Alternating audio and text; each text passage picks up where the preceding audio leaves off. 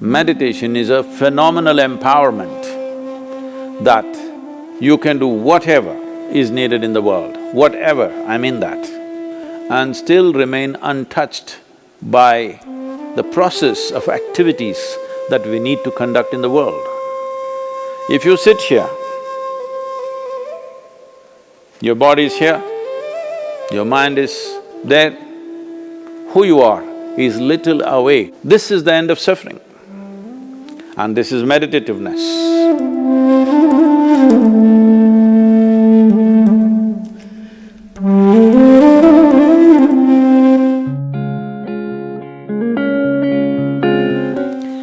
Namaskaram. Probably the second most repeated word, oft-repeated word in these last few weeks, apart from coronavirus, is meditation. Everybody is suddenly, people who had never meditated in their lives, never even considered that possibility, are now suddenly talking about meditation, the need to meditate, wanting to meditate. Let us examine this meditation, what this is. First of all, what does the word meditation mean? The English word meditation doesn't really mean anything, in the sense, it doesn't say anything specific. If anybody sits normally with their eyes closed, it's assumed they must be meditating. One can sit with their eyes closed and do many things. You can do japa, tapa, dharana, dhyana, samadhi, shunya, samyama, or you might have just mastered the art of sleeping in vertical postures. So the word meditation in English language doesn't specify anything. Generally we assume, or generally people assume that meditation means dhyana. In Tamil Nadu it's dhyanam, if you go little north it's dhyana, if you go really up north it's dhyan. If you go further up it becomes chan, if you go little more east it becomes zen. Same thing. So, what is this dimension that we are trying to describe with this word meditation? One fundamental thing that we need to understand is, you cannot do meditation because meditation is a quality. A quality is a consequence of a certain process. You can initiate a process, you can conduct a process. You cannot conduct a quality. Quality is just a consequence. It is like you want flowers in your garden. You don't sit there and do flower meditation. You know what happened to the flower people If you want flowers in your garden, you don't have to think flowers. You have to think soil, manure, water, sunlight. If you conduct this process of these ingredients properly, flower and fruit is a consequence. But today, the world has become so goal-oriented. Because they're so goal-oriented, they are not interested in the soil, definitely not interested in the manure and all the other things, but they want flowers and fruit. If you want flowers without soil, manure, water and sunlight, Well, you will have to settle for plastic flowers. Plastic flowers are very wonderful. Those who think of utility, it serves you in many different ways. It comes with a 5-year guarantee. Flowers are a nuisance. If you keep flowers in your house, you have to look at them at least 5 times in a day, what's happening, are they thriving well or not. But if you keep plastic flowers in your home, 5 years guarantee, unlike your life. If you're alive,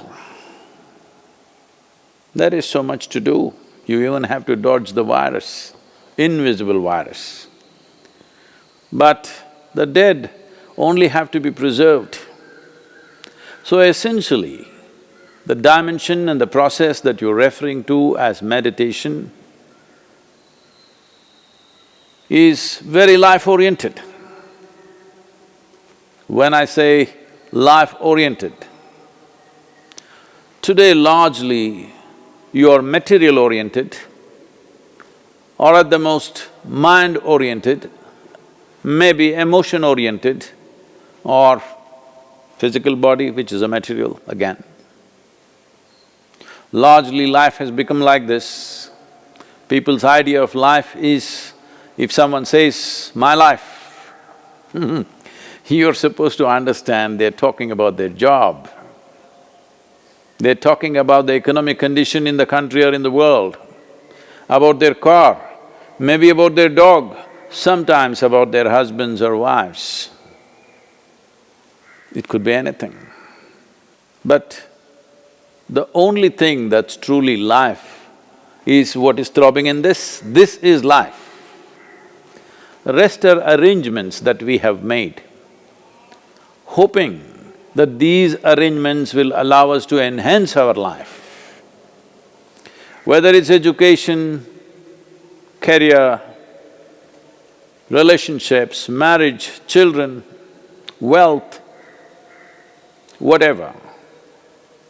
All these things one is after only in the hope that it will enhance our life. As you know, most people, instead of enhancing their life, largely get entangled with these accessories. Accessories have become larger than the life process. Well, I think in a very cruel way, the virus is bringing focus on the life. You suddenly understand your expensive home has become a prison. Your expensive car is as good as junk because you can't drive it, at least for some time. And right now, the world is in a situation where we do not know how long will it take before you're back on the road and swing around a little bit in your automobile? You do not know. So now naturally a whole lot of people are asking all over the world, how to meditate, what should I do? As I said, you cannot meditate, but you can become meditative because it's a quality. If one cultivates their body, mind, emotion and energies to a certain level of maturity, you will be naturally meditative 24 hours of the day. Meditation is not an impairment that if you're meditative, you have to close your eyes and be limited to one place. Meditation is a phenomenal empowerment that you can do whatever is needed in the world, whatever, I mean that. Whatever is needed in the given situation and still remain untouched by the process of activities that we need to conduct in the world. This empowerment or without this empowerment. In fact, a human being is crippled because if what you have to think, feel, understand and act in the world is going to rub off on you in such a big way, naturally you will hesitate to do what is needed. Naturally you will avoid doing things that need to be done. In a way, the moment you are in a state where your own activity and the activity of the world around you and the activity of your mind and your emotion, once they are impacting you every moment of your life, then in some way you will cripple yourself because naturally you would want to keep the scale of your life very limited because activity, thought, emotion, involvement with life can cause enormous amount of suffering. Once there is fear of suffering, knowingly or unknowingly, you will limit the scope and possibilities of your life. Meditation means just this, in a very simple way if we have to put it. If you sit here, your body is here, your mind is there, who you are is little away from these two dimensions of physical body and mental accumulations. These two accumulations of body and mind, if a little space arises between you and this is the end of suffering. And this is meditativeness.